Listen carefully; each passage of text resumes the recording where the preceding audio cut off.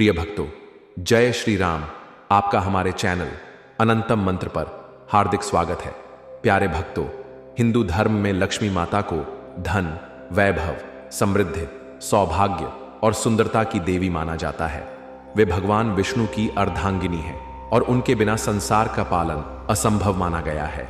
लक्ष्मी माता केवल भौतिक धन ही नहीं, अपितु आध्यात्मिक और मानसिक समृद्धि का भी प्रतीक है। इसलिए आज हम मां लक्ष्मी के चमत्कारी मंत्रों में से एक ऐसा चमत्कारी मंत्र लेकर आए हैं जो सभी प्रकार की आर्थिक बाधाओं से मुक्ति दिलाता है। शास्त्रों में कहा गया है कि जहां लक्ष्मी का वास होता है वहां दरिद्रता, कलह, असफलता और दुख नहीं टिक सकते। उनका आगमन घर को खुशियों से भर देता है। इसे नियमित रूप से जाप किया जाए या अपने मोबाइल में चलाकर सुने। लक्ष्मी मंत्र का जाप 108 बार करने से लक्ष्मी माता की कृपा निश्चित रूप से आप पर बनेगी। इसका नियमित जाप धन वृद्धि, सफलता और ऐश्वर्य प्रदान करता है तथा दरिद्रता को दूर करता है। तो प्यारे भक्तों, वीडियो अच्छी लगी तो दिल से एक लाइक, साथ ही कमेंट बॉक्स में जय मां लक्ष्मी लिखकर लक्ष्मी माता का आशीर्वाद ले और हमारे चैनल अनंतम मंत्र को सब्सक्राइब करना बिल्कुल भी ना भूले। तो आइए भक्तजनों, मंत्र का जाप शुरू करते हैं। ओम श्रीं ह्रीं क्लीं ऐं महालक्ष्म्यै नमः। ओम श्रीं ह्रीं क्लीं ऐं महालक्ष्म्यै नमः।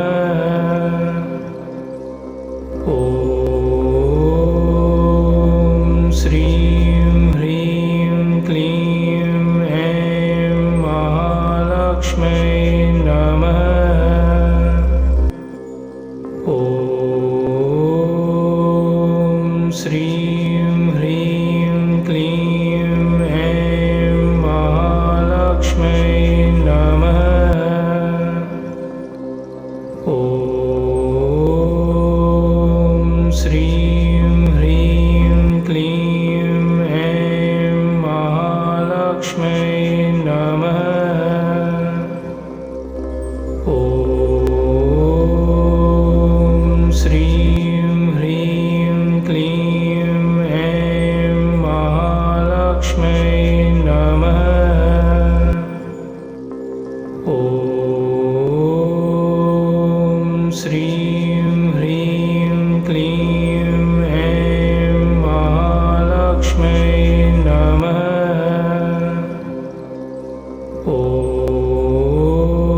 ओम श्रीं ह्रीं क्लीं ऐं महालक्ष्म्यै नमः।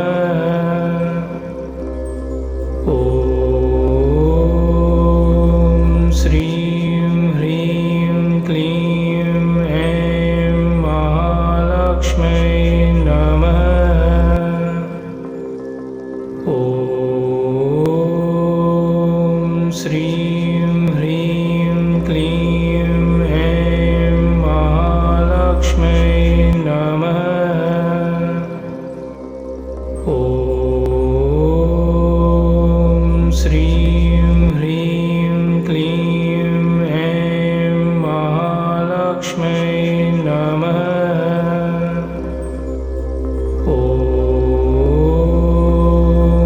श्रीं ह्रीं क्लीं ऐं महालक्ष्म्यै नमः।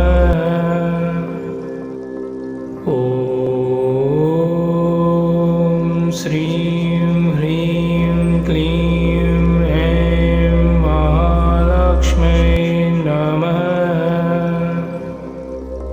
ओम श्रीं ह्रीं क्लीं ऐं महालक्ष्म्यै नमः।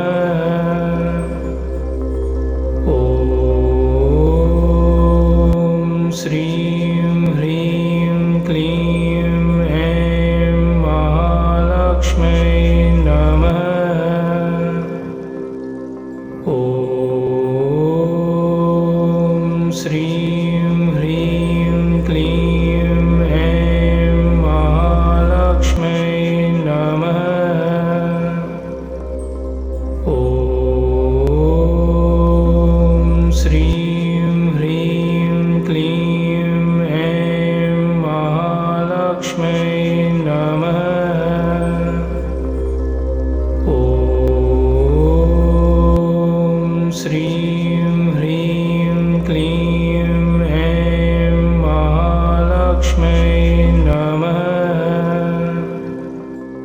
ॐ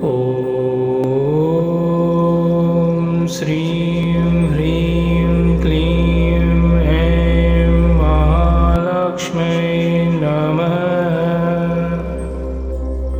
ॐ श्रीं ह्रीं क्लीं ऐं महालक्ष्म्यै नमः। ॐ श्रीं ह्रीं क्लीं ऐं महालक्ष्म्यै नमः। ॐ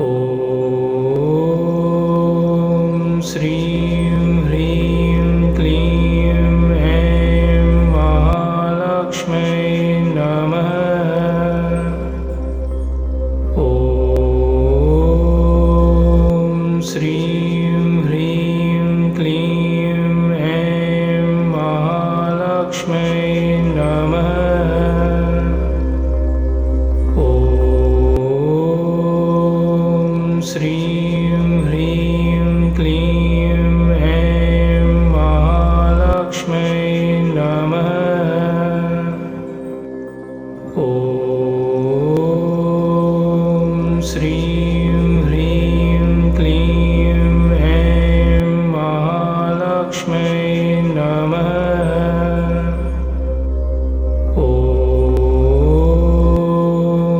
श्रीं ह्रीं क्लीं ऐं महालक्ष्म्यै नमः।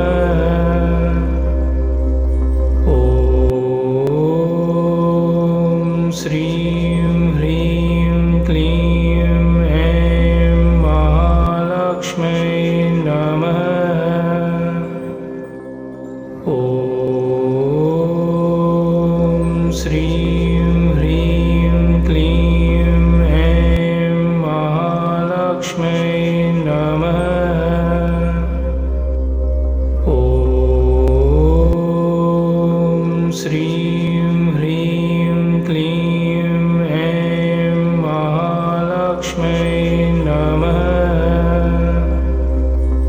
ॐ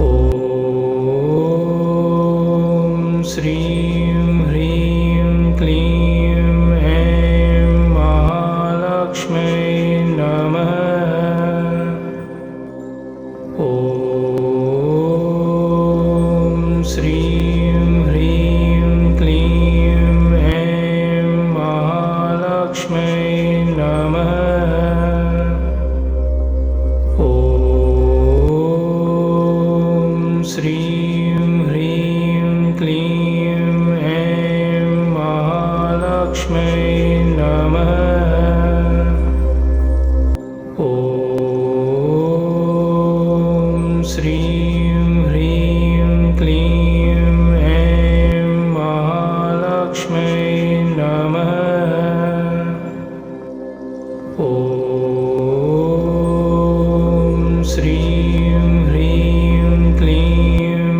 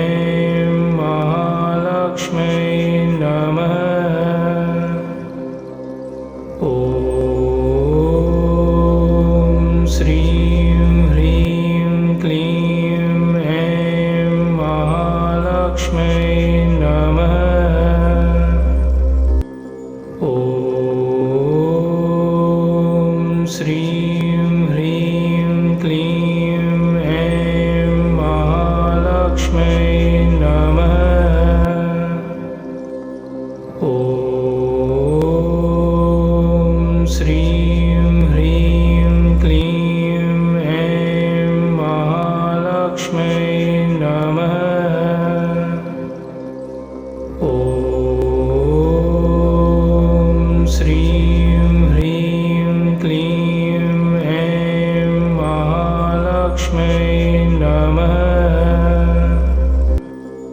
ॐ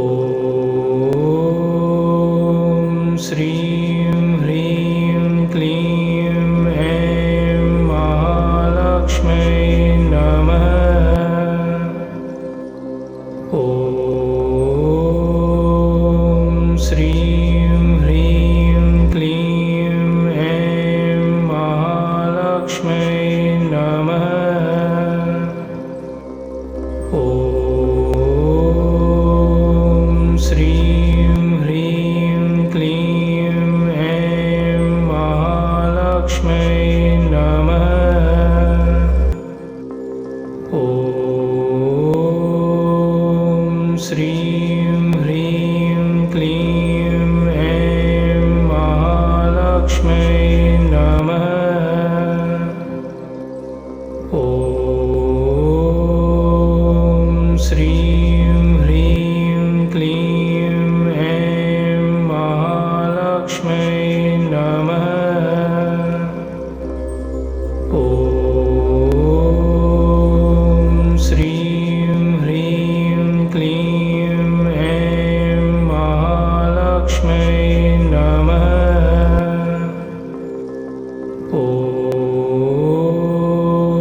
ॐ श्रीं ह्रीं क्लीं ऐं महालक्ष्म्यै नमः।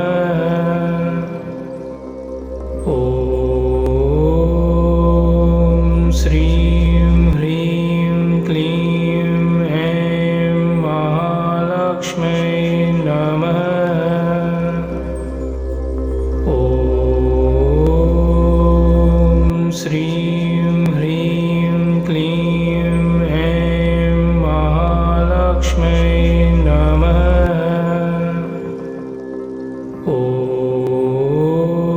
ॐ श्रीं ह्रीं क्लीं ऐं महालक्ष्म्यै नमः। ॐ श्रीं ह्रीं क्लीं ऐं महालक्ष्म्यै नमः।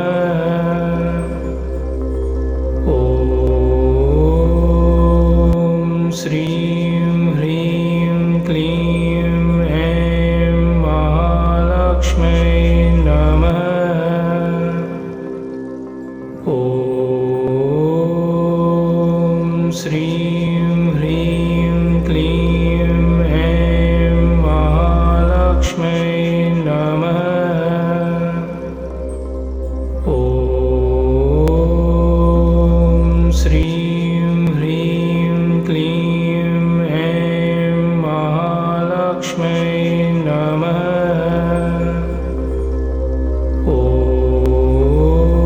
ॐ श्रीं ह्रीं क्लीं ऐं महालक्ष्म्यै नमः। ॐ श्रीं ह्रीं क्लीं ऐं महालक्ष्म्यै नमः। ॐ श्रीं ह्रीं क्लीं ऐं महालक्ष्म्यै नमः।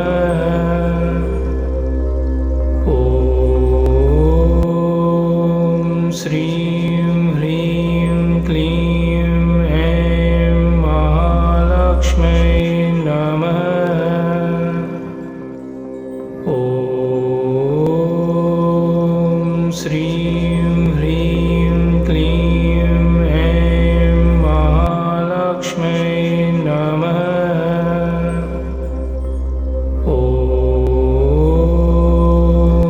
श्रीं ह्रीं क्लीं ऐं महालक्ष्म्यै नमः। ॐ श्रीं ह्रीं क्लीं ऐं